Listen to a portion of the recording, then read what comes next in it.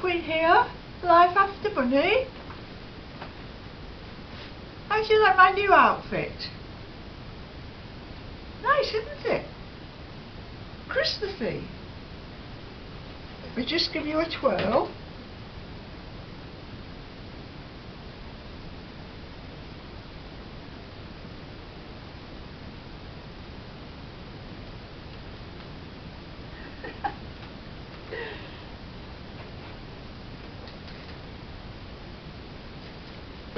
It's coffee time. Oh, this is really nice and warm. It's coffee time. Have you got your coffee? Let me just check the time. It's 1:45. Try not to make it a really long chat. We'll have a coffee chat. I'm going to sneeze.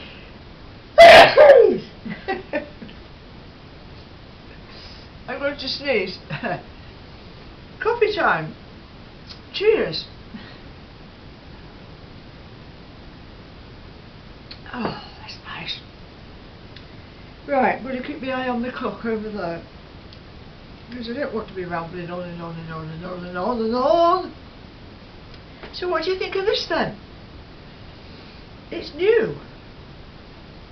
New to me. You're going to laugh when I tell you where I got it from. I was on a walk on Sunday. One of the villages over there. I'm walking down this road, and I see some fly tipping. Someone had pulled up in the entrance to a field and dumped some stuff on the ground. And I always have to have a look. And so I found, first of all, I found these 2 mugs. Right, we've got 2 mugs, no chips at all, fully functional, dishwasher and microwave safe mugs. I had to clean them properly. They've had bleach in them to clean them, but yes, 2 mugs. So I thought, oh, I could fit them in my rucksack. I'll take them home. So 2 mugs. And then I saw this on the ground. It was a bit mucky and it was wet because it had been raining, and I opened it up and thought, well, do you know, that doesn't look too bad. And I managed to find a black bin bag in the pile as well, so I put it in the bin bag. Thought, well, I can wash it. Lo and behold, it fits me. So this was free. Jumper and trousers, not really trousers. I've actually got leggings on underneath these, so it's probably a bit tight. And also a lamp. Have you seen these lamps before? This lamp was in a box, new, and I thought, I wonder if it works. It looks like it hasn't been used, so I put that in the black bin bag and brought it home, plugged it in, and lo and behold, it works. You see, keep your eyes open when you're walking around. If you see any piles of stuff that's been dumped, have a look in it. You might find something useful. Now, I don't really want any of these things. I might keep this. I don't know yet. I might keep this, but I don't need the mugs and I don't need that, so I will just find them a home. But these, the heat is making the blobs rise and fall in there. Look, can you see it? Can you see it, Mother? Yes, it works. A free lamp picked up in a hedge bottom. Right, it was a nice walk. It was 6 miles, so that's added to my yearly mileage. because we've only just done 1 month, haven't we? I did get to 86 miles by the end of January. So off we go, keep on walking. Have you got a coffee? I haven't really had a proper lunch, to be honest. I've had a piece of toast, some cheese and crackers, and when I've finished speaking to you, I'm going to have one of these egg custard tarts that I bought a week ago. 31st of January on the box, and it is now, what is it, 4th, 5th of Feb, I don't know. So, ignore dates. Cheers, have you got a coffee? Right, other news. My utilities company was bought out by British Gas. I was with a small utility company which was working perfectly fine, and I was with them for about 4 years, but they sold out to British Gas. So I made an arrangement with British Gas that I would continue paying my bills in the same way, which is quarterly on a paper bill, and that's fine. Yes, they will do that. They extended my the price I pay, and I can't remember what it is at the moment. The price I pay per kilowatt hour, so it's all the same. Basically, a straight changeover from one company to another. And of course, I go on the British Gas website and I put my meter readings in, and they tell me on there, they send me the bill online on a, was it an email? Yes, it's an email. So then I only pay quarterly on I want a paper bill. So at last I've had a lot of hassle getting a paper bill. The first paper bill I got was no barcode. Now when you take these to the post office, they need a barcode to scan, and there wasn't one, and the post office didn't want it. So I had to go and get onto British Gas again, and you have a little chat thing. Have you seen it? It comes up on the corner of the screen there, and you click when you want to chat to somebody. Right, I thought, well, they need to send me a paper bill with a barcode. So I went on that chat thing, and it told me I was 73rd in the queue. Oh, and I thought, oh, alright then, well, I'll wait. I got through to somebody, and it was an Indian name, so I just imagined that there would be in India. And explained to him, you know, that I need the paper bill with the code. And then, after a couple of minutes, we got cut off. And so this person tells me, lost the signal. Oh, well, the signal wasn't lost at this end, it was at their end. So then I thought, oh well, I better start again. So then I've already explained now twice before. So now I have to start again and explain the third time what my inquiry is. So then somebody else comes on eventually. I was then 123rd in the queue, and somebody else comes on, and actually it worked okay with this second person. Again, I think an Indian person, and I managed to get through to them, and they said they asked me for details, and so it all tallied up with what they got at their end.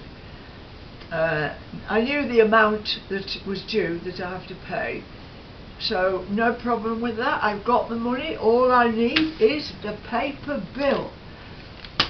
So then he said, or he, she, I don't know, it'll come in the post. And it did. Yesterday I got a bill in the post. So what you get is a code. I don't want to show you the whole bill because it's private. But you know what a barcode is? That, those lines that go across there. Need to scan that. So anyway, been this morning to the post office and paid it. No problem at all. Oh, I've got a wet nose now, look. Yes, but it's made me think though that, you know, I'm becoming like, have you got a coffee? Cheers. A crotchety old woman, because I feel safer doing things the old-fashioned way.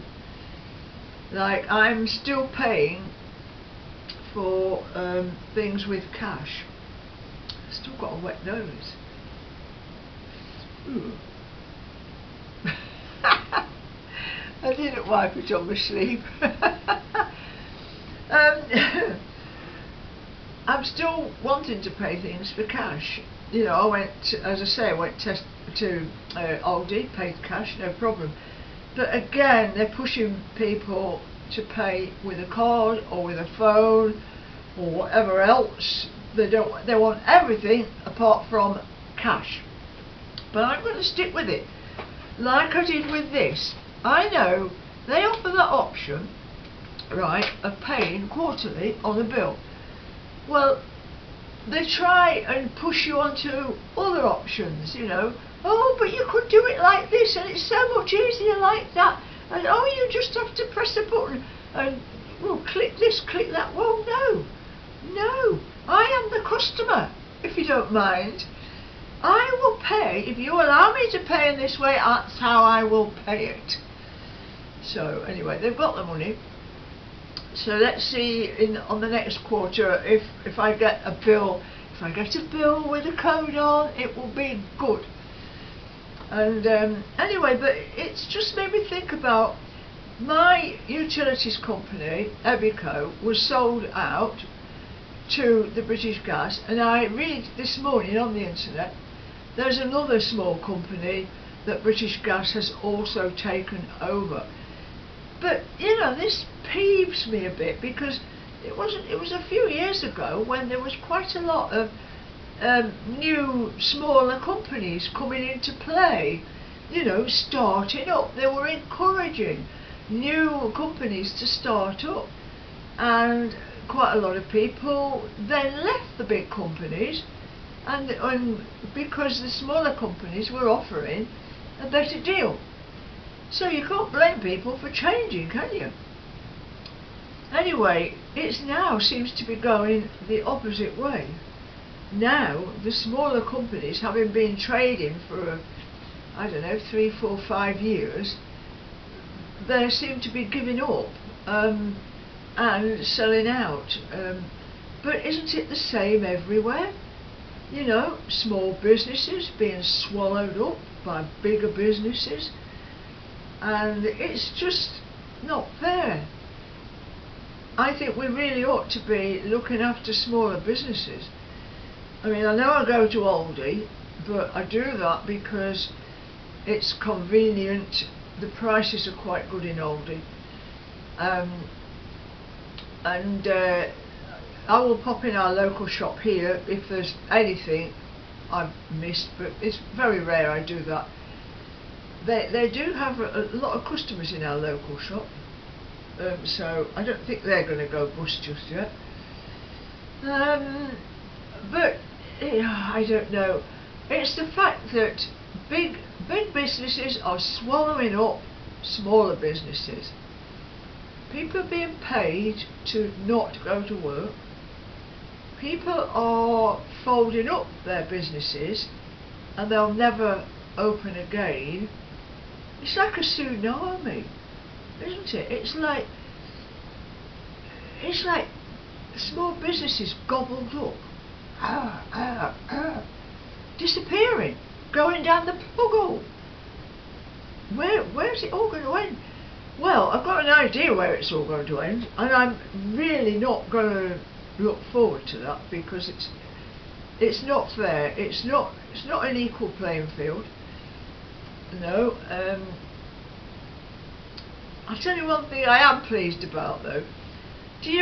Have you seen in the bigger supermarkets, they have been told to, when it's lockdown, they've been told to cover up all their non-essential, non-food items. Now people are playing hell about that. Well, you can go in Tesco and buy a bag of spuds, but you can't go and buy something off the other counters, in the non-food counters. You can't go and buy a towel. If you want a towel, you can't have one of those because they're blocked off aisles and you can't get those items. Well, people have been playing hell up about that, but that's actually done to make it a level playing field for small businesses, because a small shop cannot open and sell a towel because they can't open at all. So, you know, I quite like that idea that, you know, Tesco's and other big shops, they do have to block their aisles off, only in certain areas. So I don't know why. I think it's happening in Wales a lot more. But yeah, it's all very not fair-ish. Cheers. Have you got a coffee?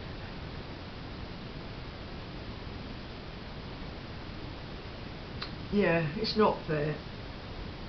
A lot of empty shops in the town, a lot. Killing town centres. Well, people are swallowing this thing about, oh, get it off Amazon. Oh, Amazon's got everything. Well, I suppose they have, but Amazon gets bigger and bigger and bigger and more powerful. And that's what they're after. They're after power. They are. They're after power. Power crazy. Amazon, Google and all the rest of them, power crazy. I won't use Amazon at all. I don't have a PayPal account at all. I don't buy off the internet at all. I refuse. So it's a good job I don't really want very much, isn't it? I don't want very much at all. I'm very easily pleased. But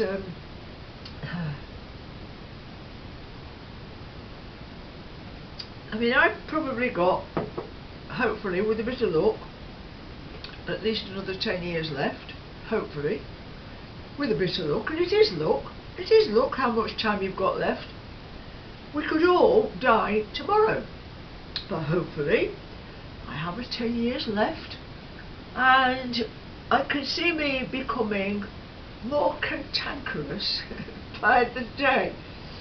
I can see me putting my foot down and demanding my rights, and I will not be bullied. I mean, it's easy to give in. It is. It's easy to give in and go with the flow. It's very much harder to do your own thing, to be true to yourself, and not just do what everybody else is doing. It's very difficult, because you know, at times I feel like it's a battle, and I'm thinking, should I just sod it and just do what everybody else does? You know, follow the crowds and do this, follow them all. But I can't do it. I really can't. Because to me it's like giving up my soul, giving up my personality, giving up me. It's like handing me to somebody else and saying, here you are, I'll do whatever you say. Just tell me what to do. I can't do it. Anyway, I think we've done about 20 minutes now, so I've got a doggy to walk this afternoon and it's looking good, so I'm going to enjoy that. And thank you for popping in, watching my bonkers videos.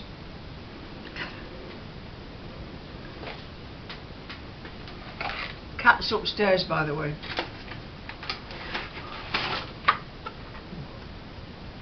Now I'm going to eat that. One left.